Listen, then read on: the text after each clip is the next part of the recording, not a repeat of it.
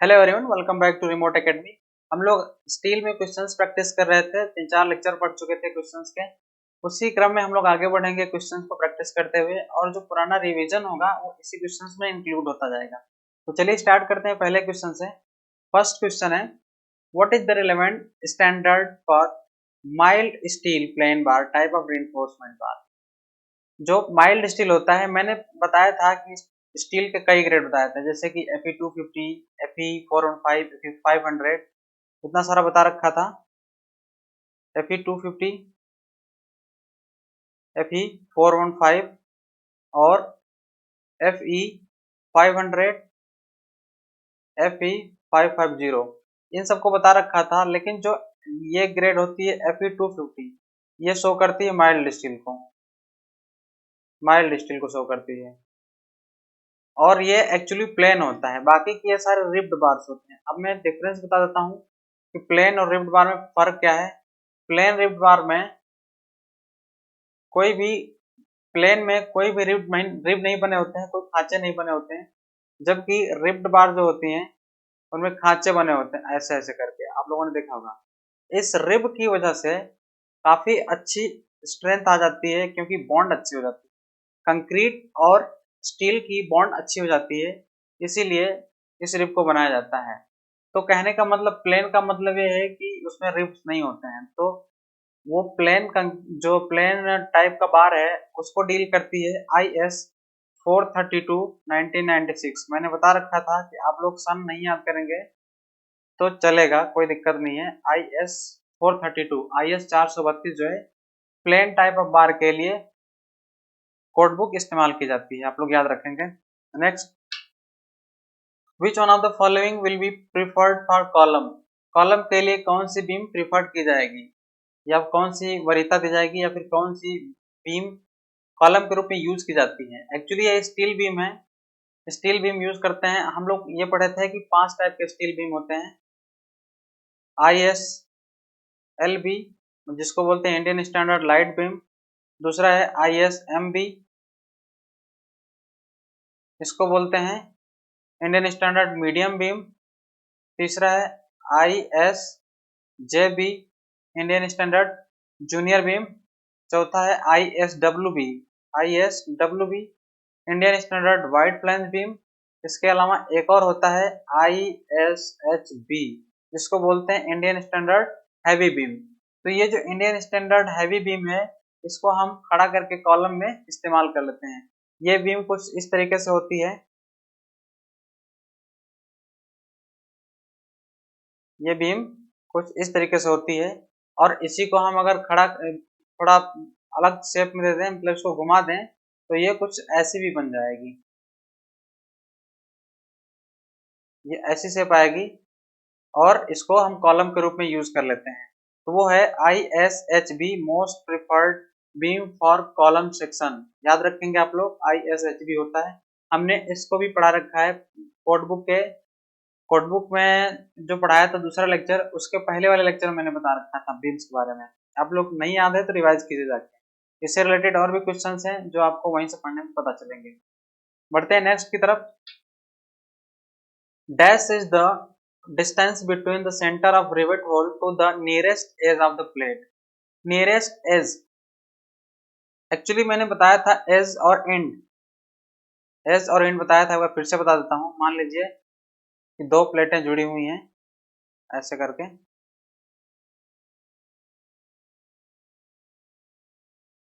मान लीजिए lap joint से जुड़ी हुई हैं ऐसे, इनमें बोल्ट लगा हुआ है, बोल्ट या वो बोल लीजिए, रिवेट बोल लीजिए। ये रिवेट लगे हुए हैं और ये प्लेट आगे की तरफ ऐसे बढ़ रही है, यहाँ से जुड़ रही हैं। तो होता क्या है, मिनिमम कुछ, मान लीजिए अगर ये लाइन ऑफ एक्शन ये है, लाइन ऑफ एक्शन का मतलब direction of force, line of action अगर ये है, तो इसके परपेंडिकुलर डायरेक्शन में मिनिमम जो डिस्टेंस छोड़ी जाती है, मतलब बाहर के किनारे से जिस डायरेक्शन में फोर्स लग रहा है, उसके परपेंडिकुलर डायरेक्शन में किनारे से जो डिस्टेंस होती है, उसको बोलते हैं edge distance. EDGE, edge, edge distance बोलते हैं। एज का मतलब ही होता है किनारा, और एक और होता है इंड डिस्टेंस। इंड डिस्टेंस ये होगा लाइन ऑफ एक्शन के साइड में, किनारे तक होगा, इसको बोलते हैं इंड डिस्टेंस। इंड डिस्टेंस होता है। तो ये जो एज डिस्टेंस होता है इसी को मार्जिन या हाशिया बोलते हैं। मार्जिन या हिंदी में हाशिया। ठीक है, आप लोग याद रखेंगे ये चीज, हाशिया या मार्जिन बोलते हैं। एक बार क्वेश्चन फिर से देख लीजिए। Dash is distance between centre of the rivet to the nearest edge of plate. Nearest edge का मतलब होता है किनारा, और centre of bolt, centre of rivet से, तो रिवेट के सेंटर से किनारे तक जो होता है डिस्टेंस उसे बोलते हैं मार्जिन। ये याद रखना है आपको। अगले क्वेश्चन की तरफ बढ़ते हैं हम लोग। Minimum thickness of plate used in pre stressed steel tanks is. Pre stressed या फिर प्रेस्ड है, सॉरी प्री स्ट्रेस्ड नहीं प्रेस्ड है, स्टील में प्री स्ट्रेसिंग नहीं होती है। प्रेस्ड का मतलब संपीड़न किया हुआ है, मतलब उसको बहुत चिपटा दिया हुआ है। और मिनिमम थिकनेस जो होती है 6 mm होती है। ये हमारी कोड बुक कहती है, कौन सी कोड कहती है? IS 800। IS 800 2007 ये कोड कहती है कि मिनिमम थिकनेस मेंबर की 6 mm होनी चाहिए, इससे कम के हम प्रेस्ड स्टील यूज नहीं करते हैं, याद रखने हैं। Next question. If strength of joint per pitch length is equal to 2556 kilogram and original strength of plate per pitch length is 4260 kilogram, the joint efficiency will be। joint efficiency का formula, joint efficiency को ईटा से denote करते हैं, ईटा जे। इसकी formula क्या होती है? Strength of bolt, strength of bolt और rivet upon strength of solid plate. ये फॉर्मूला याद रखेंगे। मतलब कहने का है जो सॉलिड प्लेट यूज कर रहे हैं उसकी स्ट्रेंथ नीचे रहेगी और रिवेट या बोल्ट की स्ट्रेंथ ऊपर रहेगी। तो क्वेश्चन में क्या दिया है? ज्वाइंट स्ट्रेंथ ऑफ ज्वाइंट पर पिच। पर पिच जो ज्वाइंट है एक्चुअली पर पिच ही होता है, पर पिच लगा लीजिए। पर पिच जो है कितना दिया हुआ है? 2556।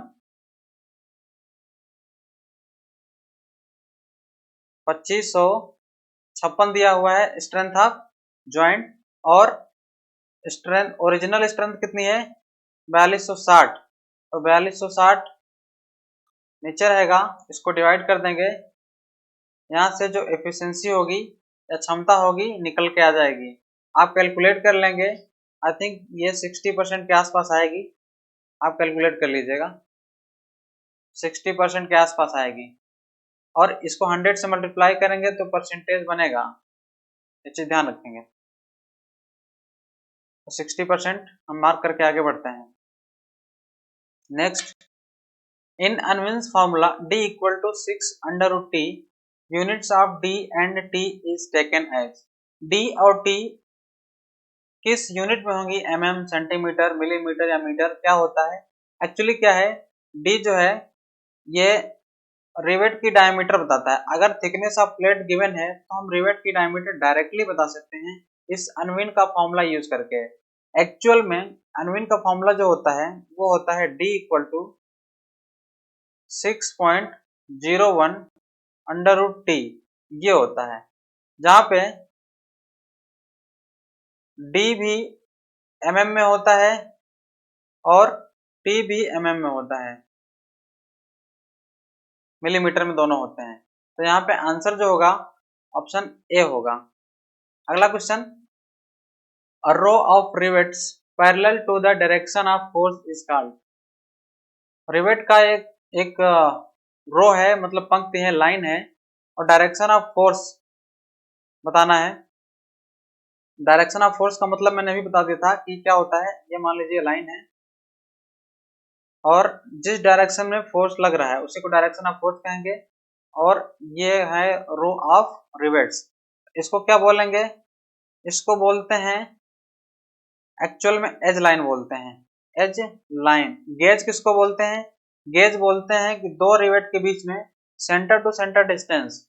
गेज किसको बोलते हैं? मान लीजिए थोड़ी और चौड़ी पट्टी होती है और सपोर्ट लगे हुए। तो centre centre to centre distance between rivets, ये होता है गेज। क्या होता है?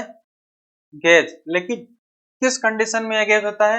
यह गेज जब परपेंडिकुलर डिस्टेंस मिलते हैं तब। कहने का मतलब ये है कि जिस डायरेक्शन में फोर्स लग रहा होता है, जिस डायरेक्शन में फोर्स लग रहा होता है उसके परपेंडिकुलर डायरेक्शन में जो हम मेजर करते हैं, देखिए फोर्स लग रहा है अभी इस डायरेक्शन में लग रहा है, इस डायरेक्शन में, ठीक है, और डिस्टेंस हम मेजर कर रहे हैं उसके परपेंडिकुलर डायरेक्शन, लेकिन कहां से कहां तक? Centre to centre distance between adjacent, मतलब एडजेसेंट का मतलब है दो आपस में क्रमागत आसपास वाले रिवेटों के बीच में जो डिस्टेंस होता है उनको बोलते हैं गेज। लेकिन पिच किसको बोलते हैं? पिच बोलते हैं centre to centre distance between adjacent rivets in direction of force. Force के डायरेक्शन में या फिर फोर्स के डायरेक्शन के पैरेलल डायरेक्शन में जो सेंटर टू सेंटर डिस्टेंस होती है उसको बोलते हैं पिच। पिच को पी से डिनोट करते हैं, पिच को पी से डिनोट करते हैं और गेज को कैपिटल जी से डिनोट करते हैं। ये आप चीज याद रखेंगे। सारे मैंने बता दिए, गेज, गेज डिस्टेंस याद रखेंगे। Next question, properties of steel can be altered by. Altered का मतलब होता है बदलना, बदलाव करना। तो स्टील की प्रॉपर्टी हम कैसे बदल सकते हैं? स्ट्रक्चरल ट्रीटमेंट, संरचनात्मक अभिक्रिया के द्वारा नहीं। स्ट्रक्चरल ट्रीटमेंट से हम नहीं कर सकते हैं क्योंकि स्ट्रक्चर में क्या होता है, हम स्ट्रक्चर को बनाते हैं, तोड़ते हैं, बनाते हैं, यही करते हैं। तो स्ट्रक्चरल रीएडजस्टमेंट से हम स्टील के अंदर की प्रॉपर्टी नहीं चेंज कर पाएंगे। हम संरचना में चेंज तो कर सकते हैं, हम ढांचा चेंज कर सकते हैं, लेकिन स्टील के अंदर जो मॉडुलस ऑफ इलास्टिसिटी है वो बरकरार रहेगी, जो स्ट्रेंथ है बरकरार रहेगी, है ना। तो हम उसको नहीं कर सकते हैं। हीट ट्रीटमेंट, हीट ट्रीटमेंट से हम कर सकते हैं। हीट ट्रीटमेंट का मतलब यह है कि अगर हम स्टील मेंबर है उसमें हीट पहले जनरेट कर दें या फिर हीट लगा दें तो उसमें क्या होता है, डक्टिलिटी बढ़ जाती है। अगर हीट बढ़ाएंगे डक्टिलिटी बढ़ जाएगी, सिंपल सी बात है। हीट बढ़ाएंगे इसका मतलब है कि डक्टिलिटी बढ़ जाएगी। डक्टिलिटी को बोलते हैं तनुता, उसकी तन्यता बढ़ जाएगी। तो आप लोग याद रखेंगे। अगला question, pick the wrongly written assumption taken in analysis of riveted joint. Riveted joint जो है उनके एनालिसिस जब हम करते हैं तो क्या क्या assumption मान के चलते हैं, उनमें से जो भी इसमें दिया हुआ है इसमें एक गलत है एक सही है, इनमें से गलत वाला बताना है। हमेशा क्वेश्चन में ध्यान रखना जरूरी है कि रॉन्गली पूछ रहा है कि ट्रूली पूछ रहा है। ये चीज ध्यान देना बहुत जरूरी है क्योंकि हमारा दिमाग ये जाता है कि ये लाइन सही है, टिक कर दिया, लेकिन एक्चुअली में क्वेश्चन गलत वाला पूछा है। तो गलत क्या है? Function in plate is sorry friction in plate is negligible. Plate में फ्रिक्शन हम मानते हैं कि नहीं मानते हैं? नहीं मानते हैं। ये लाइन एकदम ट्रू है, ये लाइन ट्रू है, लेकिन उन्होंने पूछा है कि रॉन्ग कौन सा है। Uniform stress distribution in plate is not considered, ये चीज फॉल्स है, मतलब ये गलत लाइन लिखी है, इसलिए क्वेश्चन के हिसाब से ये सही आंसर होगा क्योंकि क्वेश्चन में गलत ही पूछा है। अगला question, efficiency of riveted joint having the minimum pitch as per IS 800। IS 800 के अनुसार efficiency यानी कि क्षमता जो होगी रिवेट की कितनी होगी? क्वेश्चन फिर से पढ़ते हैं, क्या लिखा है? efficiency of riveted joint having the minimum pitch as per IS 800। Actual formula क्या होता है? P minus D upon P into 100, ये होता है एफिशिएंसी का फॉर्मूला, ये एफिशिएंसी का फॉर्मूला होता है। और हमने पढ़ रखा है कि P मिनिमम कितना होता है? P मिनिमम होता है 2.5 D होता है, ये भी याद रखेंगे। मिनिमम पिच इतनी ही होती है। तो अब यहाँ से फॉर्मूला लगाएंगे तो कितना होगा एफिशिएंसी की value? 2.5 D minus D upon 2.5 D, तो ये वैल्यू आ जाएगी 1.5 अपॉन 2.5, ये वैल्यू आएगी 1.5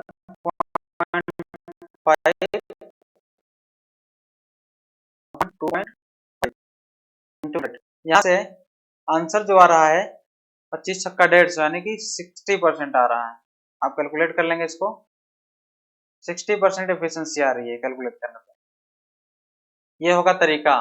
एफिशिएंसी का फॉर्मूला ये भी होता है, और मैंने अभी बताया था कि strength of joint to the strength of solid plate, ये भी याद रखना है। स्ट्रेंथ ऑफ जॉइंट पर pitch upon strength of solid pitch, एक वो भी फॉर्मूला होता है एफिशिएंसी निकालने का, और एक ये भी फॉर्मूला है eta equal to P minus D upon P, जहाँ पे P मिनिमम अगर पूछा है तो P मिनिमम का फॉर्मूला होता है 2.5 डी। यहाँ से आंसर आप निकाल लेंगे। आज के लिए इतना ही, आप लोग रिवाइज करते रहिए और पुराने लेक्चर्स आप लोग देखा करिए, क्योंकि अगर आप भूल जाते हैं तो रिवीजन करने का जरिया वही है। और कोशिश कीजिए कि आप लोग अपने नोट्स बनाइए, अगर आप लोग अपने नोट्स बनाएंगे तो ज्यादा बेहतर होगा। ठीक है, आप लोग पढ़िए अच्छे से, एग्जाम में यही सब क्वेश्चन पूछ जाएंगे, आप लोगों का आराम से हो जाएगा।